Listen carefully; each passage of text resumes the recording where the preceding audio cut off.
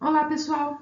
Dando continuidade ao conteúdo da disciplina de nutrição animal, hoje iremos iniciar a nossa conversa a respeito das vitaminas utilizadas para a nutrição animal. O nosso enfoque vai acabar sendo para os animais de produção, porém, se em algum momento da aula o grupo não for ser tão abordado, eu irei informar qual o grupo que nós vamos conversar. Para facilitar o entendimento e a compreensão, eu vou separar essa aula de hoje em dois momentos.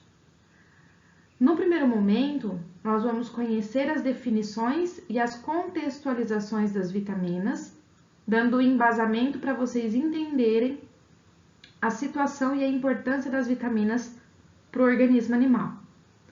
Numa próxima conversa, nós vamos dividir os grupos de vitaminas e conversar especificamente sobre cada uma, abordando então o tipo de vitamina, a importância dela, como ela é fornecida para o animal e quais os problemas que podem acontecer se essa vitamina não for fornecida de maneira suficiente para o organismo estudado. Então, a partir de hoje, nós vamos começar a entender por que devemos utilizar as vitaminas na nutrição e como nós devemos fornecê-las.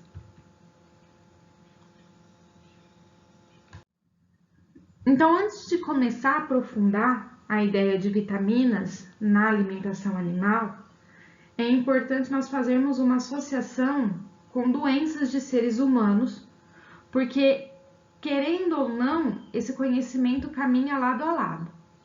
Então, quando nós fazemos a associação de doenças em seres humanos causadas por deficiência das vitaminas, nós podemos também fazer essas associações com os grupos dos animais. Então, o primeiro fato histórico data de 1747, onde o pesquisador James Lind, da Marinha Britânica, ele começa a fazer uma associação da deficiência de vitamina C em alguns marinheiros, associado então a uma doença conhecida como escorbuto. Ele começou a observar que os marinheiros não tinham acesso, a alguns tipos de alimento enquanto eles estavam fazendo o transporte marítimo de alguns produtos, e ele começou a fazer a associação de que, a partir do momento em que esses marinheiros tinham acesso a algumas frutas, principalmente limão, laranja, ele percebia que essa deficiência era suprida. Então ele começou, ou seja, a deficiência suprida porque não se via mais a doença nesse grupo. Então ele começou a associar que fontes de vitamina C eram importantes para combater a doença. Já em relação ao raquitismo, observou-se que quando se utilizava, em crianças principalmente, óleo de fígado de bacalhau, essas crianças não tinham problema de raquitismo. E começaram a observar que esse produto era rico em vitamina D. Então fizeram essa associação de raquitismo e vitamina D nesse momento. Já a beriberi, também conhecida como polineurite, está associada aí pela deficiência de vitamina B, e percebeu-se que quando a população ingeria uma quantidade superior de arroz integral, não arroz branco como a gente tem de costume, mas o arroz integral, as pessoas não sofriam dessa deficiência. Então, começaram a se fazer uma associação de que a vitamina B1 presente no arroz integral era importante para prevenir a beriberi na população. E aí, em 1912, Casimir Funk dá um nome para essas substâncias como vitalamines. O que significa isso? Então, as aminas, que são compostos nitrogenados, vitais para o organismo humano, tá? O organismo humano ou o organismo animal. Então, a partir de 1912, então, que as vitaminas passaram a ter esse real nome. Aqui para demonstrar para vocês, então, um animal com deficiência de tiamina, que seria a vitamina B1, apresentando um quadro significativo de polineurite. Então, observem como esse animal apresenta uma postura diferenciada, então ele praticamente está sentado, percebam como esse animal está apático, sem cor, as penas estão totalmente eriçadas, então é um animal que você observa você bate o olho e você identifica que ele está passando por alguma deficiência nutricional, né? Óbvio que só de olhar, assim, no primeiro momento, não se pode afirmar com tanta certeza, né? Qual seria essa deficiência.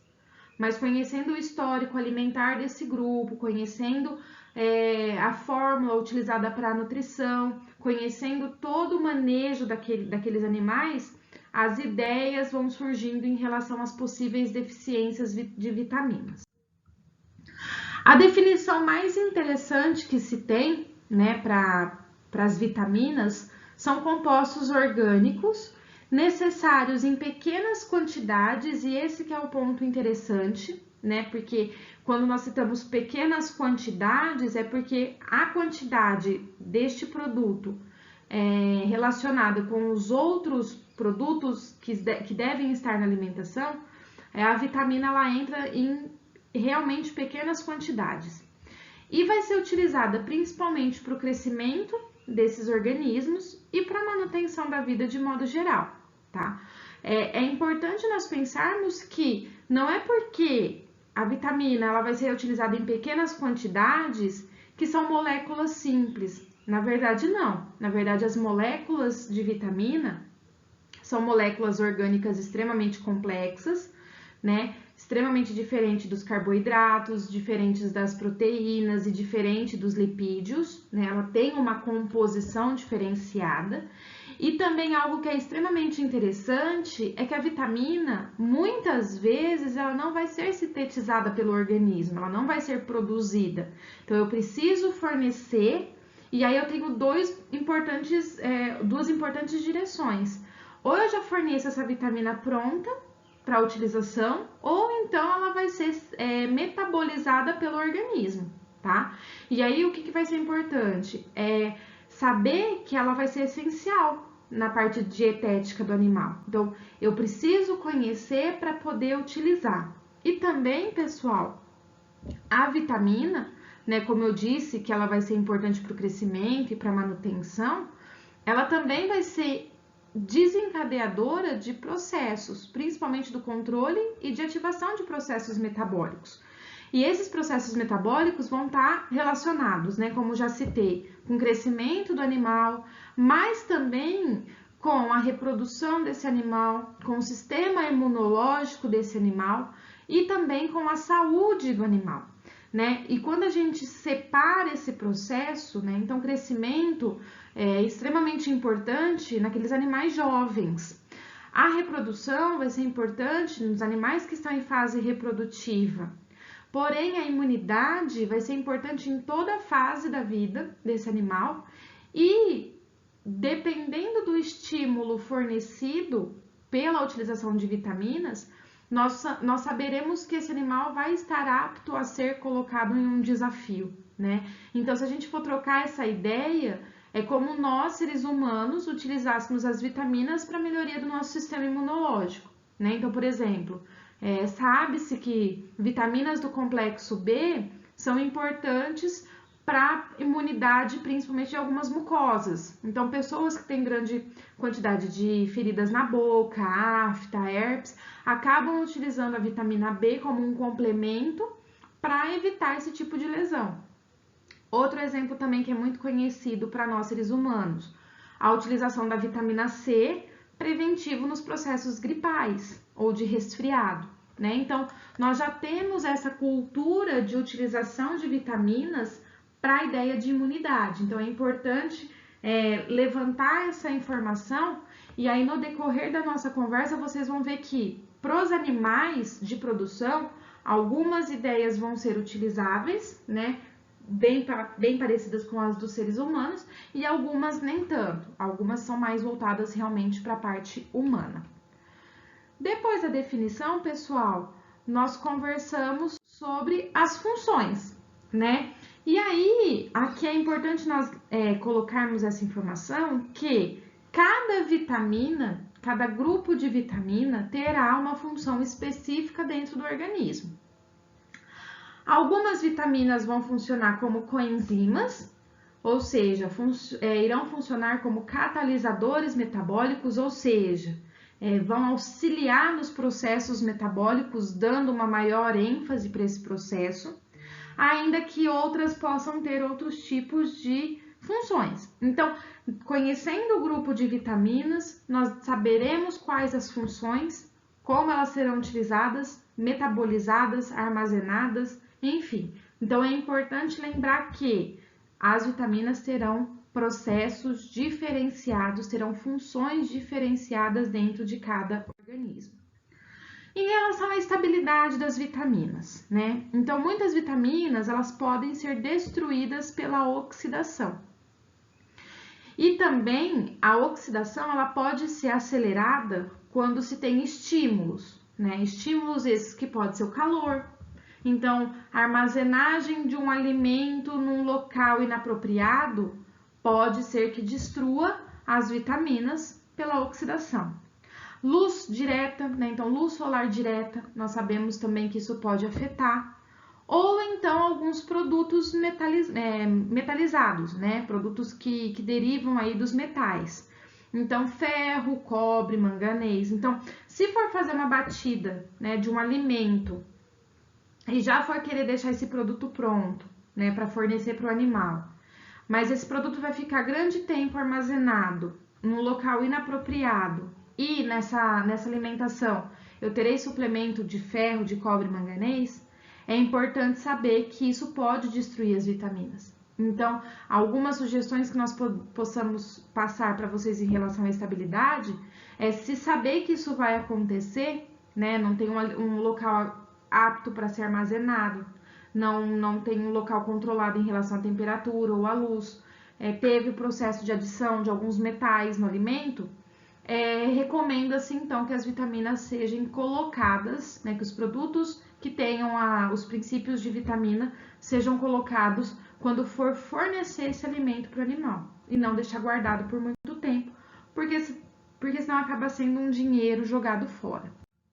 Outro ponto também, né, que pode ser utilizado é que algumas preparações comerciais, né, alguns alimentos que são vendidos comercialmente e que possuam vitaminas nos seus compostos, geralmente eles podem ser protegidos, né? As vitaminas podem ser protegidas com alguns tipos de cera ou até mesmo gelatina, para que proteja essa molécula de vitamina e ela não sofra deteriorização em função desse processo de armazenagem errada, luz, calor ou então adição de produtos metálicos.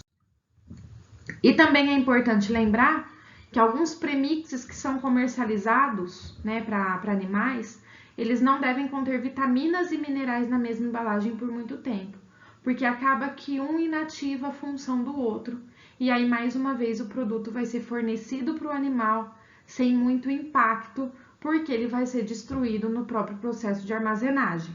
E aí quando isso for ser fornecido para o animal, né, às vezes se tem expectativas de que vai ser fornecido tal vitamina para o animal, e por ele ter ficado muito tempo armazenado e por ter presença de outros nutrientes ali dentro daquele produto, acaba que isso afeta a qualidade da ração fornecida. Já em relação à nomenclatura, ou então o nome dado para cada grupo de vitaminas, no início foi criado então um sistema com letras do alfabeto.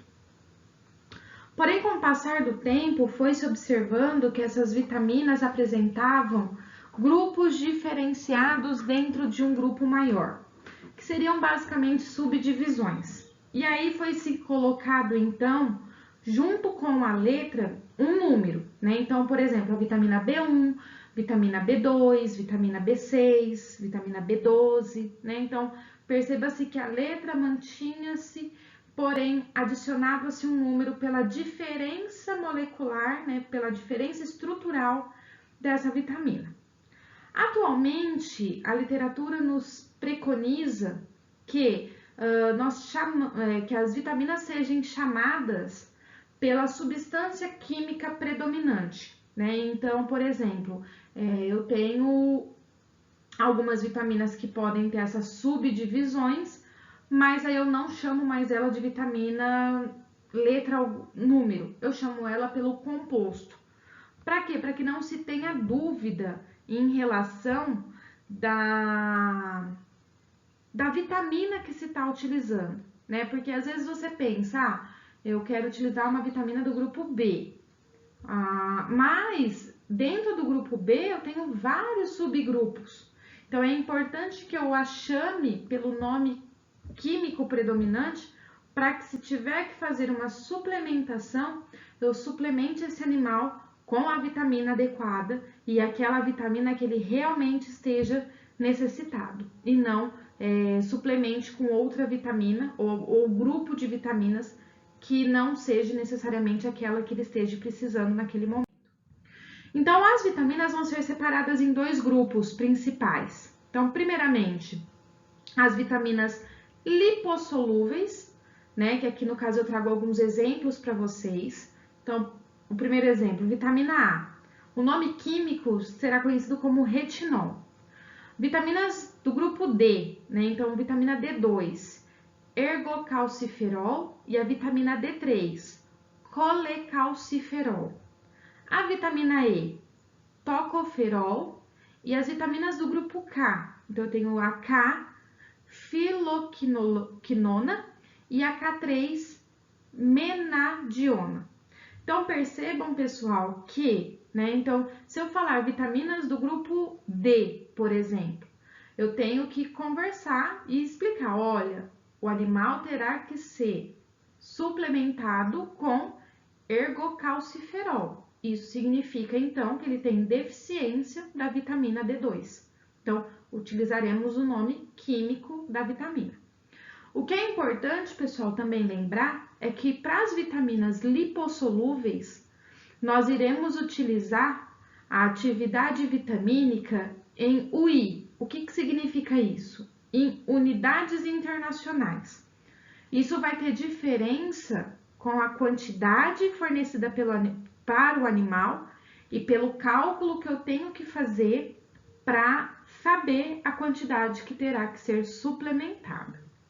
Já em relação às vitaminas hidrossolúveis, né? Então percebam aqui, eu separei em dois grupos, né? Então eu separei as vitaminas do grupo de complexo B e eu tenho as vitaminas do complexo C. Então, no caso da B1 vai ser a tiamina, a B2 a riboflavina, a B6 piridoxina, assim sucessivamente, né, até a B12, que seria a cianocobalamina, né? Então, percebam que cada grupo recebe um nome e é esse nome químico que nós precisamos lembrar.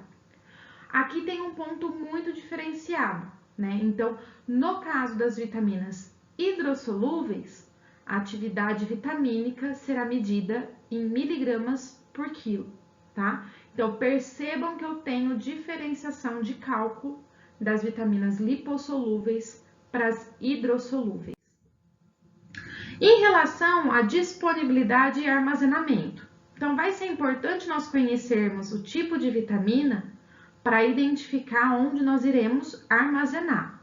Então, no caso das vitaminas hidrossolúveis, que necessitam então das moléculas de água para que seja feita todo o processo, então no caso a vitamina B12 vai ser armazenada no fígado, e a excreção da vitamina hidrossolúvel ela é muito rápida. Por quê? Porque ela precisa de uma molécula de água para se movimentar pelo organismo. E a partir deste momento, quando é uma molécula de água responsável, ela pode ser metabolizada via rins, e deste modo, como esse processo de excreção acaba sendo muito rápido, quadros de intoxicação por esse grupo de vitaminas são muito improváveis, a não ser que a quantidade seja realmente calculada de um modo muito errado e fornecida aí quantidades gigantescas. Mas, de modo geral, né, por ter essa característica de vitamina hidrossolúvel, a excreção acaba sendo rápida por via renal, pelos rins, e aí, então, os quadros de intoxicação são bem improváveis. Já no caso das moléculas das vitaminas lipossolúveis, elas vão precisar de moléculas de gordura para que seja feito todo o processo. Então, associado a essa informação, nós conseguimos, então, direcionar que o armazenamento desse tipo de vitamina pode ser feito tanto em tecido adiposo como no fígado, E aí, nesse caso, o grau de intoxicação pode acontecer. Por quê? Pelo processo de eliminação desse grupo de vitaminas é bem diferenciado. Não é tão pronto, não é tão rápido como no caso das hidrossolúveis, né, das vitaminas hidrossolúveis. Então, o exemplo que eu trago aqui para vocês de uma vitamina que, se utilizada de maneira inadequada, pode causar uma intoxicação importante e até a morte do animal, seria a vitamina A. Então, quando formos pensar em utilizá-la com cautela. Em relação à síntese de vitaminas, né, nós já conversamos sobre isso em outras aulas, né, nós meio que comentamos lá na parte introdutória da matéria, então acho importante a gente lembrar. Então, dependendo do grupo de animais, meu maior exemplo aqui seria os ruminantes, nós sabemos que vitaminas do complexo B podem ser sintetizadas a nível adequado para atender todas as exigências metabólicas dos animais e em decorrência da fermentação microbiana. Então, nós sabemos que, né, ou trocando essas informações por uma maneira mais prática de se entender, a microbiota presente no sistema digestório dos ruminantes consegue sintetizar vitaminas, principalmente vitaminas do complexo B, de alguns produtos ingeridos por esses animais. Então, no caso dos ruminantes, nós não utilizamos suplementação de vitamina, porque eles conseguem produzir, principalmente vitaminas do complexo B. É importante também lembrar, pessoal, que no caso desse processo, né, de sintetização da microbiota, animais jovens que ainda não tenham essa microbiota muito bem desenvolvida, pode haver alguma deficiência vitamínica nesse grupo de animais. Então, dependendo do grupo, pode ser que, se eles estiverem passando por algum processo adaptativo, vai ser importante uma suplementação exógena, somente para ruminantes jovens, tá? Ruminantes adultos conseguem fazer essa suplementação, essa utilização de atendimento por conta da microbiota presente.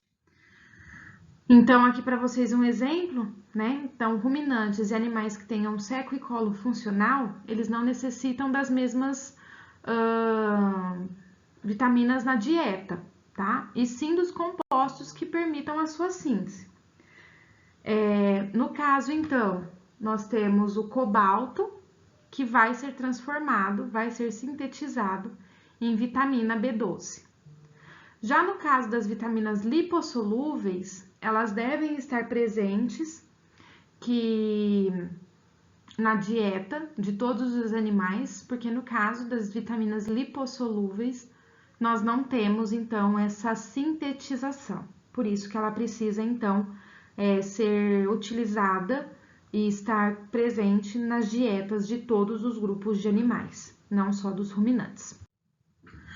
As principais fontes de vitamina, principalmente das vitaminas lipossolúveis ativas, então, vai estar presente em várias substâncias com atividade provitamínicas na natureza e que podem, então, tornar-se ativas após o processo de metabolização no organismo do animal.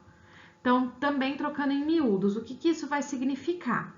Então, no caso das vitaminas lipossolúveis, o animal vai fazer a ingestão do alimento.